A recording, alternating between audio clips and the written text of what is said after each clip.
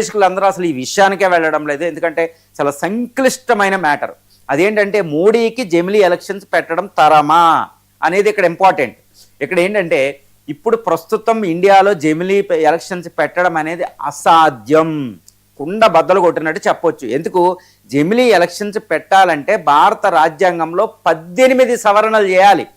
18 సవరణలు. ఇందులో కొన్ని చాలా సవరణలు ఎలా చేయాలనుకుంటున్నారు? పార్లమెంటు ఉభయ సభల్లో 2/3 మెజార్టీ, ఫుల్ మెజార్టీ కావాలి. కొన్ని రాజ్యాంగ సవరణలు ఆర్టికల్ 73 ఆర్టికల్లో ఎలా ఉంటుంది అంటేనండి, ఆర్టికల్ 83, ఆర్టికల్ 172, ఆర్టికల్ 324, 325 ఇలాగా సుమారు డజన్ల కొద్దీ రాజ్యాంగ సవరణ చట్టాలు చేయాలన్నమాట.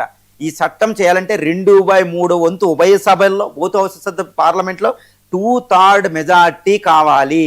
దాంతోపాటు సగం పైగా రాష్ట్రాలు ఆమోదం కూడా పొందాలి.